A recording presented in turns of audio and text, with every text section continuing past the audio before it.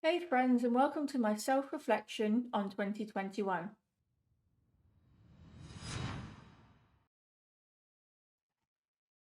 In 2020, I was introduced to the concept of an annual review. It's it's a chance to kind of reflect back and look at my progress in the past year in certain areas, such as my goals, stuff I'm grateful for, proud moments, but also challenges. Every new year, I also try and take an extra week to extend my Christmas break to give myself a chance to reflect and reset. Usually, I try and overcome some kind of obstacle or challenge in my life, usually thanks to videos and books such as Getting Things Done by David Allen. I'll make a separate video on how my week has gone and what goals I've set for 2022. In this video, I'll take you on a high level tour of my 2021 self reflection, and hopefully, it will inspire you to do your own reflection in order to pursue a happier life. So, let's get started. So goal one was to get a job in DevRel. For those of you that don't know, DevRel, or Developer Relations, is a job where you advocate for developers who use a product, whether that is creating code samples, blog posts, videos, live streams, talks at user groups and conferences, or getting their feedback. It's essentially what I was doing as a hobby but paid for. And ever since I found out that this job was possible, it's been a dream of mine. It wasn't necessarily something I expected to achieve in 2021, but I set it as a goal anyway. Well, guess what?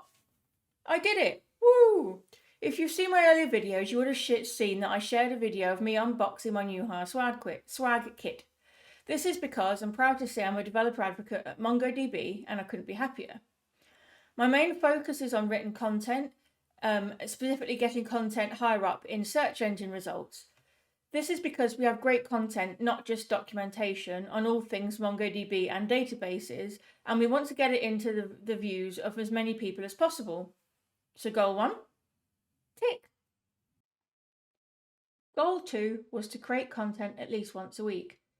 This one is interesting. When I set this goal back in January, I was more thinking about having more blog posts on my website and Twitch streams. My unofficial tech mentor, White Panther, taught me early on in the year that one of the great ways to get momentum with streaming is to set a schedule. So I set up a schedule to stream 3 times a week. But this didn't exactly go to plan. My mind is terrible at commitment. So although I was able to stick to this for a while, eventually things came up or my brain just wasn't in a space to focus on a stream, and so this just kind of fell by the wayside. But I've kind of managed to cheat this goal somewhat.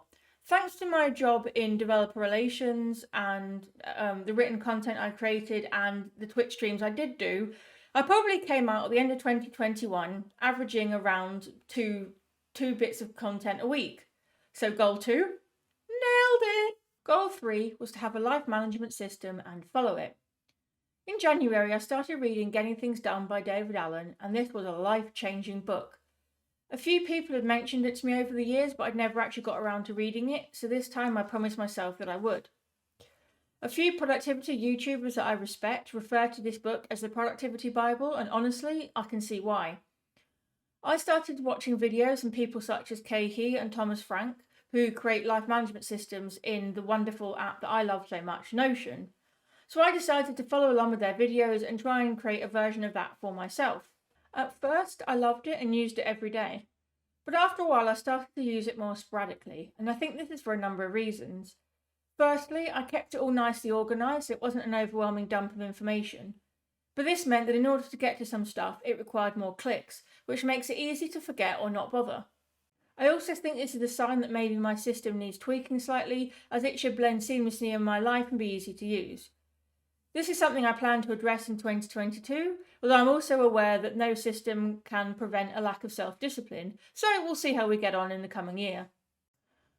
I'm planning a video all about my life management system, so keep a lookout for that if you're interested in how I manage my life using Notion. So I have a system that I don't necessarily follow, and maybe there is some room for improvement.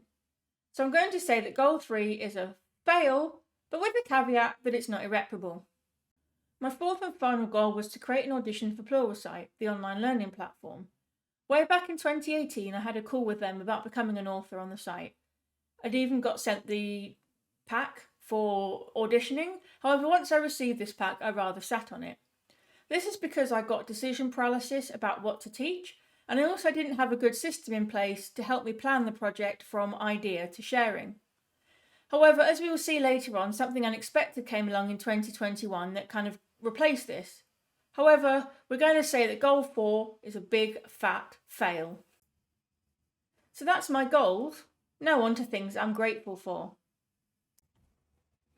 I think it's important to take a moment to reflect on the things that we're grateful for, because let's be honest, it can be too easy to focus on the negative. I break it down into a few categories: people, experiences, accomplishments, things, and game changers. So first, people. The Claw is an amazing tech community full of people all around the world. It has an inclusive, welcoming and supportive culture. We laugh together, learn together, build things together, and we really feel like an online family. I would have felt very isolated and lost this year, both socially and in terms of tech and code, if it wasn't for the Claw. Also, my friends and family. This pandemic has been hard and feels like it's never ending. As you start to get some freedom again, a variant comes in that brings in either new restrictions or you feel less safe to go places. It's certainly been how I felt, but I've been very lucky to have family and friends who have supported me throughout. The final thing I wanted to highlight from this year was my team at work. Both my boss Rita, my team of 7 in the content team, and the wider DevRel org. Everyone in the team has different personalities and skills, but we all share the same values of helping each other and the wider community, and I've never felt anything other than supported and believed in since the day I started. This makes coming to work a pleasure, and you really can't ask for more than that. Next, experiences. I have had the pleasure of being on the agenda committee for a few NDC conferences over the years. However, they've always been planned over Zoom. This year I was invited to be on the NDC London Agenda Committee, and it was finally in person. Woo! It was great to catch up with old friends, feel much more involved in the committee being in person, and also enjoy a much quieter London. 2021 was also the year that I finally got to catch a plane again. In November, I flew to Dublin to meet some of my team. It was a very early start, but I also discovered the power of the Sunflower Lanyard for hidden disabilities. I was able to avoid the long queues and crowds of security, and then I found a small quiet room where I could go in the terminal to avoid the departure lounge, crowds, noises and smells. This certainly left me with a lot more energy. I was also able to meet some of my team and the wider team, and we made some fantastic memories. We had some great lunches, we did an escape boat, so an escape room on a boat. We even ate dinner in an old church that is now a restaurant. The following week I went to London for .local, MongoDB's first in-person event in 2 years. I gave 2 talks in the morning, one was before the keynote, so I was technically the first person to speak at the event. Awesome. We then had the opportunity to relax as a team. We stayed in London a couple of extra days to allow us to bond as a team and do some touristy things without the stress of a big event coming up. I had the pleasure of going around Tate Modern, where I saw some great art in a variety of styles. Our wider team also went around the Tower of London, and Rita and I actually took a bus on a river-type boat to get there, which was a lot of fun. The Tower of London was fascinating as we had an official tour. We then went out for a great meal as a team. I then rounded off the year with a trip to Norway, specifically Oslo, to speak at NDC Oslo. I'd never been to Norway before, so although I didn't have a massive amount of time to see the city, I had a great time. I got to see old friends I haven't seen in years and experienced some amazing views.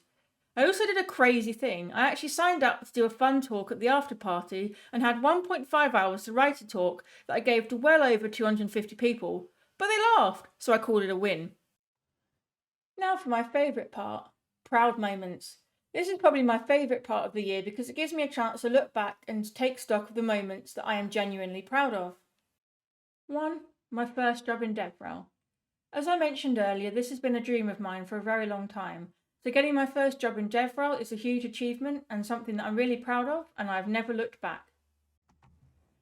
2. I gave 2 talks in one morning, neither of which I wrote. This might sound crazy, but it's true. To cut a long story short, for .local in London, MongoDB wanted to use content previously written and delivered for .live, our annual global developer conference, but wanted it to be delivered by speakers located more closely geographically to London, which is why I was asked to speak. It was a challenge delivering content written by different people with different styles, but I really enjoyed it and it's something I hope to repeat in future. Number 3, 120 kilogram deadlift. I've been a regular gym goer with a personal trainer since 2018. The pandemic interrupted this somewhat, but I've always enjoyed getting stronger and seeing muscles I've never had before. I'm secretly a hell of a lot stronger than I look. But my favourite exercise is one that I discovered accidentally when I saw it in a YouTube video and decided to try it, and that's deadlifting. Pre-pandemic, I struggled to break the 100 kilogram barrier and 95 was my best, but in 2021 I managed it.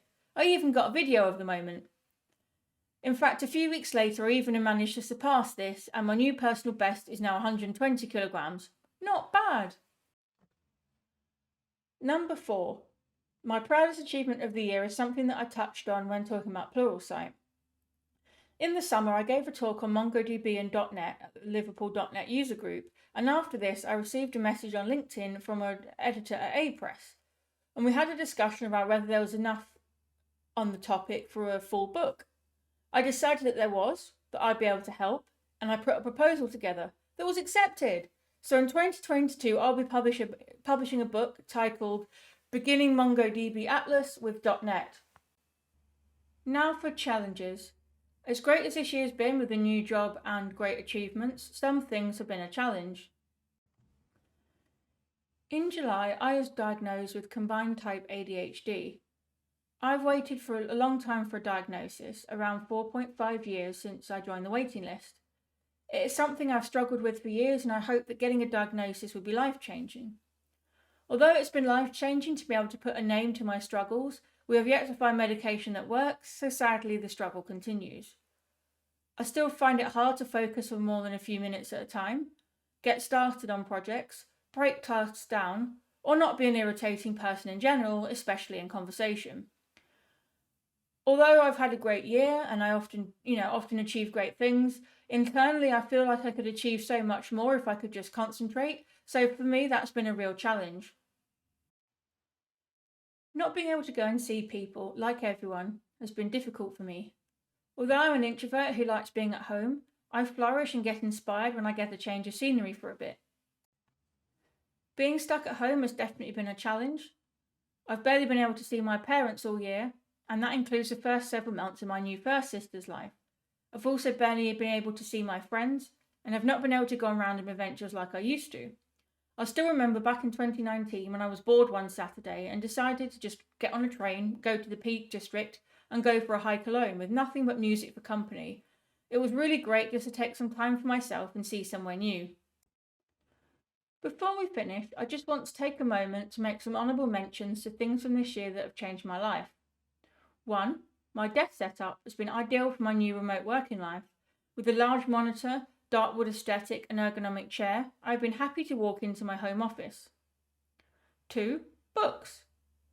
This year I've read more books, from fiction series like Strike by Robert Galbraith to non-fiction like Atomic Habits by James Clear. I've managed to spend hours switched off from the world and getting lost in someone else's. Plus, the non-fiction books I've read have all come from recommendations from others and have been inspiring and thought-provoking. 3. Technology.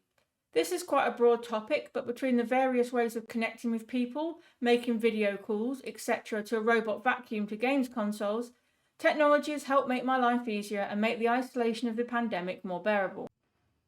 So there we have it, friends, my review of 2021.